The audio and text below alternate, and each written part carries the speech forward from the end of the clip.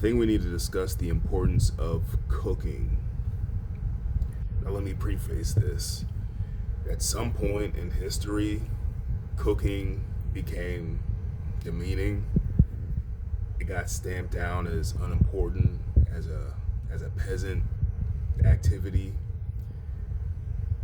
That never should have happened, and it needs to stop. How did it happen? There's a few obvious theories. My thought is that nowadays, because we live in these two income households and where we've turned materialism into a necessity, more phones, more devices, more streaming apps, etc., which, and all these activities which lead to two income households, means that no one's at home. And if no one's home, then no one is cooking at home, which means there's more of a reliance on processed food. Hey, I'm not going to cook today. I'm just going to go run and grab a pizza. I'm going to grab a bucket of fried chicken. We've outsourced nutrition just like we outsource parenting and social interactions. We turn everything virtual and distant, and we know that it affects our health, but it's almost like we're trapped, and we do the same thing with food. We've tried to rationalize it by demeaning the importance of cooking. I mean, cooking and cleaning. They're almost talked about in derogatory terms. Like, if you're at home cooking, then you're some docile woman that doesn't say anything, or some weird stuff like that. And I find it weird because it is important. Because last time I checked, people eat to live. For example, a typical person eats 3 meals a day: breakfast, lunch, dinner. Some of y'all snack a lot in between. But let's just keep it at 3 meals a day. That's 27 meals a week. That's 27 times that you do something to maintain your sustenance. So it's pretty important. I don't know how it ever got stamped down as unimportant. The other reason why cooking and being able to cook is important is it gives you more hearsay, it gives you more control over what goes into your body. With all this processed food that we have, it's no wonder that we have all these allergies, all this food sensitivity. For example, you go to the grocery store and there's 50 different kinds of milk. When I was younger, I do remember there was 2 or 3 options for milk. It was basically fat-free, 1%, 2%, and whole milk. And that was pretty much it. Now I go to the store, there's milk from places that aren't even from mammals, from plants. We're pulling milk out of oats and almonds because our bodies are rejecting what we've been used to for decades and really hundreds of years. Because of all this processed stuff, we've got all these chemicals running through us, obesity from all this processed stuff. We got more dependence on drugs and doctors. Now, let me be clear here. There is a time and place for doctors, medical practitioners, but instead of using home remedies that work for generations and trusting your mom and dad and having a strong immune system, we run straight to the doctor's office. We run straight to Walgreens, CVS, and it's an after effect of the stuff that we put in our body. That's a big part of it. It's no wonder we're sick all the time. The other part of why it's important is good home cooked food equals trust. Think about it. Why do they call it comfort food? It was food made with tender, loving care. And you didn't have to question where it came from, if it was GMO free, if it was gluten free, if there was some sort of chemical that a recent study said can cause cancer. You just trusted that your mom made something with love that was delicious and nutritious. It wasn't loaded with sodium, like when you go to a restaurant or when you order pizza. It wasn't loaded with sodium and preservatives. There was a trust behind it.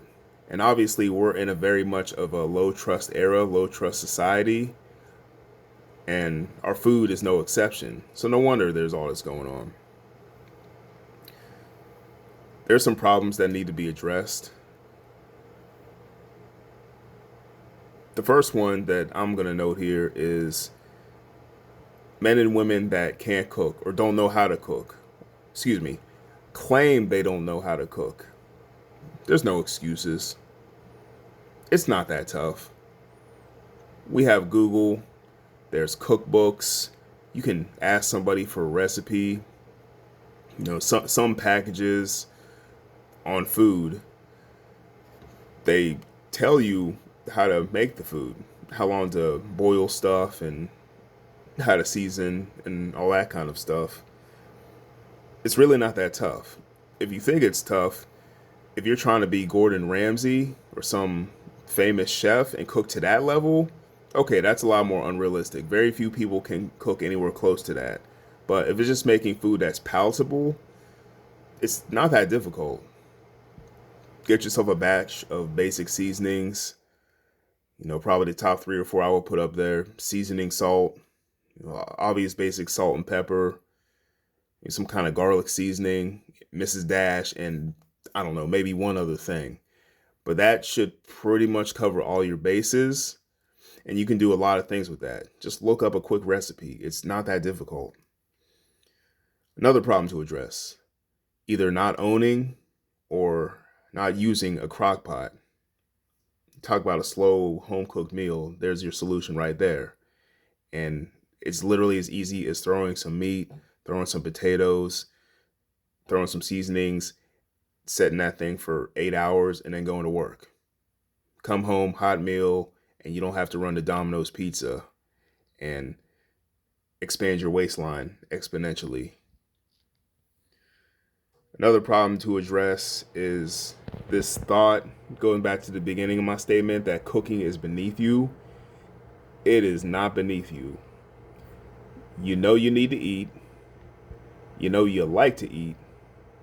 I can tell. I see I see us waddling around here. And I'm not going to say I'm perfect either. Like, I don't get the occasional quarter pounder with cheese or the occasional slice of pizza. I'm not going to sit here and act like I'm holier than thou. But there's no reason that the majority of the things that you consume don't have to come in a box or in a bucket. Here's a reasonable goal. And I know I normally talk to parents, fathers, talk about the family in specific, but I'm really talking to everybody about this particular thing. Reasonable goal, out of 7 days a week, how about 5 of those days your dinner be home cooked? Either made in a crock pot, maybe you eat dinner a little bit later, but you actually prepare something. And when I say home cooked dinner, I don't mean that you thawed something out that was, a frozen pizza. That doesn't count. Bagel bites does not count as a home cooked dinner. I mean, you actually cut, stirred, fried, stewed something. I would say 5 out of 7 days a week is a reasonable goal. And then, yeah, if you have a day or two during the week where let's have pizza night, that's okay. Like, that's what we do in my family. We prep out meals for the week, and then on occasion, we're just worn out. We're just going to get Pizza Hut tonight. It happens. What you don't want to run into is that 5 out of 7, 5 days of it is Pizza Hut, and then 2 days you maybe eat something healthy. That's what I would advise against. But give that a shot. Try to actually eat healthy sometimes. Not sometimes, most of the time, the majority of the time. And see if you don't feel better. See if you don't feel healthier. You have more energy. You're less curmudgeon-y. Maybe some things that you thought were symptomatic ailments that you were just piling on more and more medications and over-the-counter treatments. Maybe those things go away or your need for them reduces. Who knows? I don't think it's the craziest thing in the world. Again, we've been pumping all of this crap probably over the last 20 to 30 years into our bodies, and we spend a good amount of time in between there demeaning the role of a housewife that cooks, or anybody really that cooks, because it's somehow terrible, it's degrading, it's like, oh, it's so oppressive to stay at home and cook. Like, get real. Again, let me remind you, we eat food every single day. Unless you're on some kind of a structured fast, which I doubt many people are doing that for spiritual, closer to God reasons, or for their general health. I would say most people aren't doing something like that or will ever try something like that. So let's assume you gotta eat healthier, stop demeaning cooking, stop making it sound bad, stop saying that it's a peasant thing. Get over yourselves. Just my 2 cents. Peace.